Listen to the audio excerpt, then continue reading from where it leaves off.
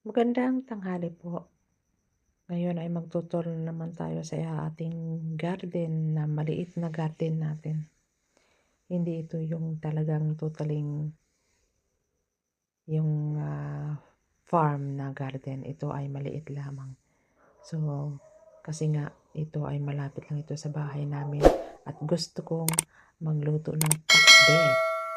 So, ayan yung palang. Palang ba yan sa Ilocano? Pero hindi ko alam kung ano ang Tagalog nito. Basta ang alam ko lang is palang sa Ilocano. Nag-imas nga ipakpit talo o kanti patani ay naapo.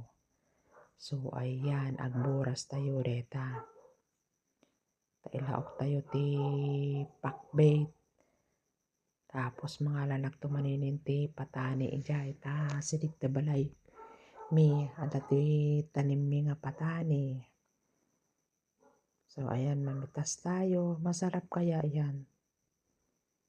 Kahit yung dinengding na na lagyan mo ng malunggay, masarap din ihalo yan.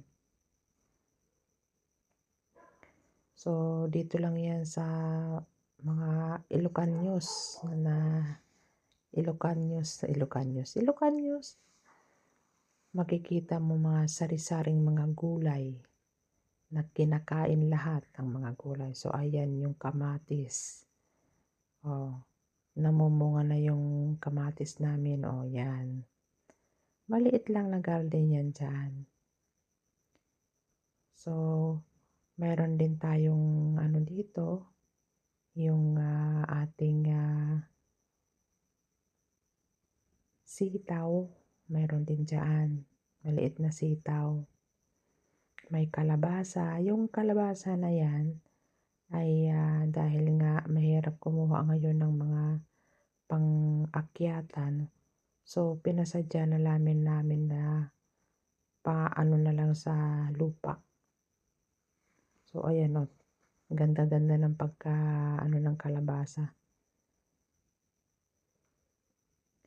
So, tignan nyo guys. O, yan. Yung kalabasa. So, dumako na naman tayo dito sa ating sitaw. Iyan ay native na sitaw. Yan talaga yung pagpakpit, yung sitaw na yan. O, tignan nyo guys. Yan ang yung maliliit na sitaw. So, ipapakita ko sa inyo kung ano talaga yung bunga niya dyan. So, tingnan nyo yung lupa ay kulang sa dilig. Kulang sa dilig. So, ayan na lang yung kamatis natin ay namumulaklak. May talong tayo dyan. Tingnan nyo, oh. Yan. Mayroon tayong kamote. Yan pa yung kamatis natin. So, bagong dilig yung talong natin. Kanina lang umaga natin nadiligan. So, kung gusto kong talagang kumuha lang ng panggulay, pang dinengdeng, pang pakpit, o nandyan lang sa tabi ng bahay namin.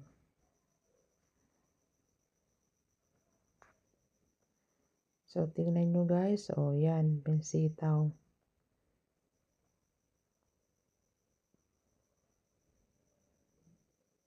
Nandyan pa yung isang palang. Palang. So, nandyan yung ating pitsayo. Yan yung ating sitaw.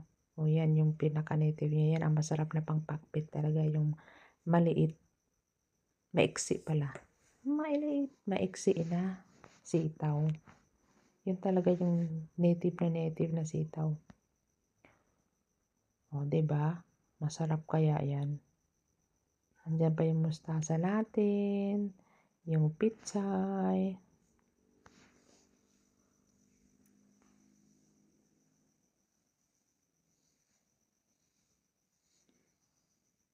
Pero yung pitsayan hindi siya ma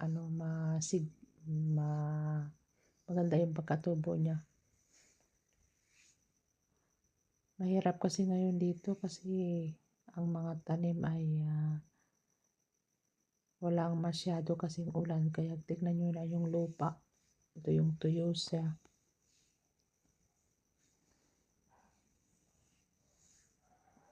So ayan pa yung ating sili.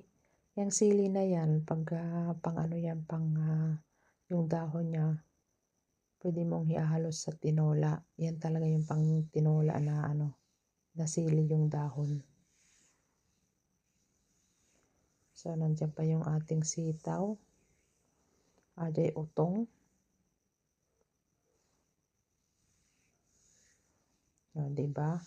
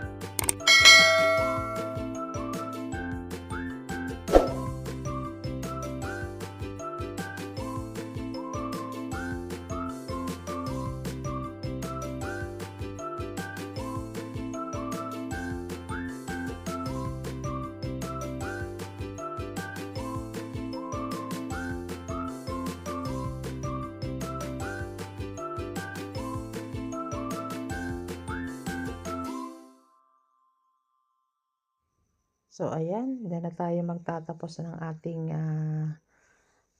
vlog. So salamat po sa panonood ninyo at sa muli sa susunod ulit ng ating video. Sana nagustuhan nyo ang ating tour sa maliit na garden namin. Hanggang dito na lamang and see you and bye-bye. Yan yung mga bata sa gilid naglalaro sila. Yan, mayroon nagbabike na mga bata. Nakakatuwa.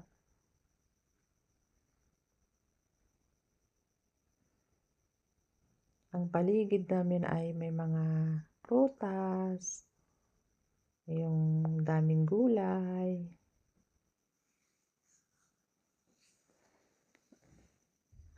Diba?